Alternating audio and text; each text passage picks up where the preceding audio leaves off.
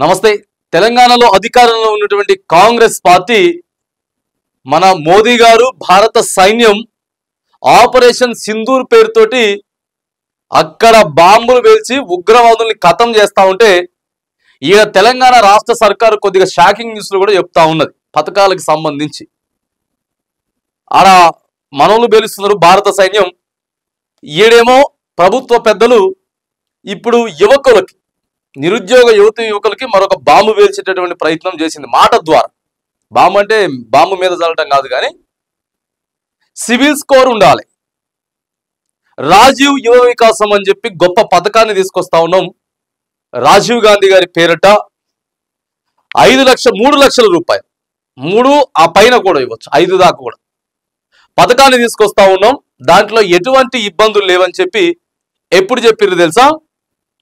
పథకాన్ని ప్రారంభించేటప్పుడు చెప్పిర్రండి. Civil score అనేది ముందు చెప్పనే చెప్పలేదు సివిల్ స్కోర్ అనేది. ఇట్లనే ఇది కూడా ఇంతే సేమ్. ఎట్లా చేస్తుందంటే ప్రభుత్వం ఇందిరమ్మ ఇండ్ల విషయంలో కూడా ముందు మీ జాగాలో మీ ఇష్టం వచ్చినట్టు కట్టుకోండి, మేము 5 లక్షల రూపాయలు ఇస్తామని చెప్పారు కదా. చెప్పిన తర్వాత మళ్ళా ఇప్పుడు 500 చదరపు గజాల అడుగుల లోపే ఉండాలి, 600 లోపే ఉండాలి అని చెప్పి మళ్ళీ ఇప్పుడు ఒక కొత్త తరికాసు పెట్టేటటువంటి ప్రయత్నం చేసారు.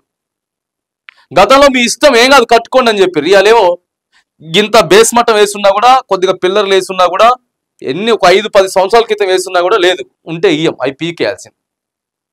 ఇట్లా కొన్ని విచారకరమైనటువంటి వార్తలు ప్రజలకు చెప్తా ఉంది ప్రభుత్వం. కొత్తగా లోన్ ఇవ్వాలి, ప్రభుత్వం ఇవ్వాలి లోను. ప్రభుత్వం లోన్ ఇవ్వాలంటే సివిల్ స్కోర్ ఉండాలంట. ఓ అకౌంట్ ఉంటుంది నిరుద్యోగికి, ఒక అకౌంట్ ఉంటుంది. గా అకౌంట్లో అసలు సరిగా వాడకపోతే ఆయనకి సివిల్ స్కోర్ యాడికెళ్ళి వస్తుంది? సివిల్ స్కోర్ యాడికెళ్ళి వస్తాడు ఆయనకి?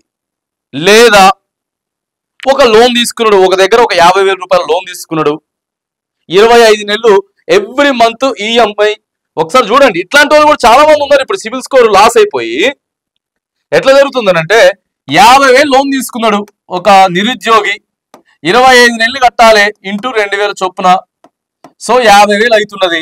25 నెలలు కూడా క్లారిటీగా కట్టుకుంటూ వచ్చినాడు. సో 24 నెలలు కట్టిండు, 25వ నెల ఓన్లీ హ్యాండ్లో క్యాష్ ఉన్నాయి. ఆ టైంకి సో సిచ్యువేషన్ బాగాలేదో, కొంచెం ఇంకో ఏదో ప్రాబ్లం ఉండి హ్యాండ్లో క్యాష్ ఉన్నాయి, ఆన్లైన్లో లేదు. రావాల్సినటువంటి ఈఎంఐ డేట్ ఏదైతే ఉందో ఆ ఈఎంఐ డేట్కి కట్టలేకపోయినాడు ఒక్క ఈఎంఐ. ఆయనకు కూడా సివిల్ స్కోర్ పడిపోయింది. ఆయన ఎట్లా అది కరెక్ట్ పర్సన్ కాదని చెప్పి ఎట్లా క్యాలిక్యులేట్ చేయగలుగుతాం?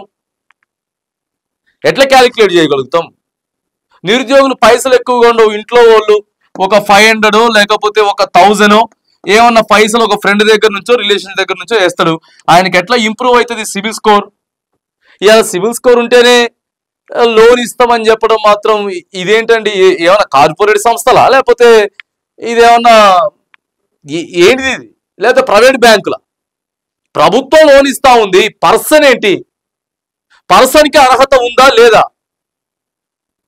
సో అర్హత ఉంటే ఇచ్చేద్దాం అనేది మీరు ఫైనల్ చేయాల్సింది పోయి ఇప్పుడేమో సివిల్ స్కోర్ ఉంటేనేనని చెప్పేసి ఒక పెద్ద వార్త, ఇప్పుడు సంచలనం. ఇది ఆ పథకాలకి కొర్రీలు పెట్టుడు అంటారు. మరి వీటినే దాదాపుగా 20 లక్షల మంది దరఖాస్తులు చేసుకున్నారు కదా.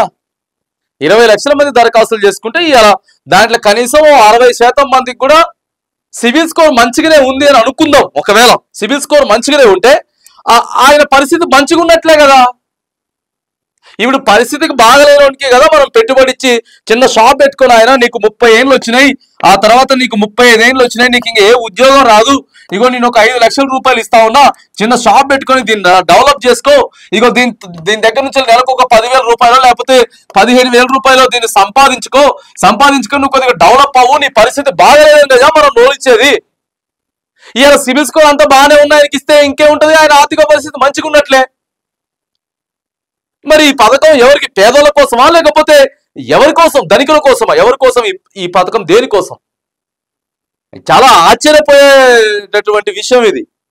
ప్రభుత్వ పథకానికి సివిల్ స్కోరు అడగడం ఇదే నడుస్తుంది ప్రస్తుతం సోషల్ మీడియాలో.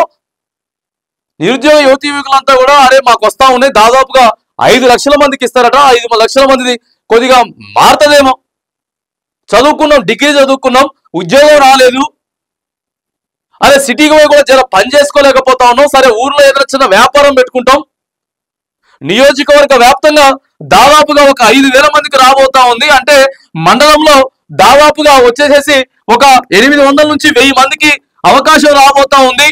ప్రతి మండలంలో ఆయన ఏదో ఒకటి పెట్టుకుంటాడు, జిరాక్స్ సెంటరో లేకపోతే నెట్ సెంటరో ఇంకోటో దానికి ఏదైతే వృత్తి వస్తుందో లేకపోతే దానికి దేని మీద అయితే అనుభవం ఉందో ఇది కదండి. ఇదే కదా ఆలోచన చేయాల్సింది. ఎందుకు ఇంత ఆవేశంగా చెప్తా ఉన్నామనంటే, నిరుద్యోగ యువకులను పట్టుకొని మీకు సిబిల్ స్కోర్ ఉందా, నువ్వు అకౌంట్ మంచిగా రన్నింగ్ చేసినవా, నువ్వు తీసుకున్న లోన్ మంచిగా కట్టినవా, నీకు ఎందుకు సిబిల్ స్కోర్ లేదు అంటే ఏం చెప్తారు సమాధానం? ఏం చెప్పలేడు పాపం. సమాధానం ఏం చెప్తారు? యువకులు ఏం సమాధానం చెప్తారు? ఆర్థిక పరిస్థితి బాగలేదని చెప్పి దాన్ని నువ్వు బేస్ చేసుకో.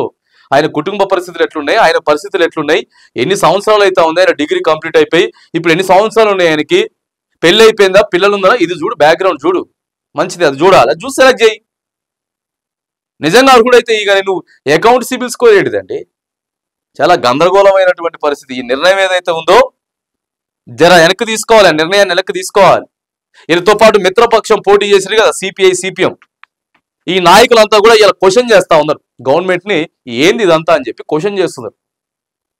పలు సంఘాల నాయకులు క్వశ్చన్ చేస్తా ఉన్నారు, ఇదేంటంటే సివిల్ స్కోర్, ఎక్కడి నుంచి సివిల్ స్కోర్ కొత్తగా తీసుకొచ్చి పెట్టిండ్రు, ఇది మళ్ళీ అలవాటు చేస్తున్నారా ఎట్లా? ఇగో ఇంత దారుణమైనటువంటి పరిస్థితుల్లో అయితే ప్రస్తుతం రాజీవ్ యువ వికాసం పథకానికి లింక్ అయితే పెట్టిండ్రు. క్లియర్ గా మళ్ళొకసారి సమాలోచనలు ప్రభుత్వం చేసుకోవాలి.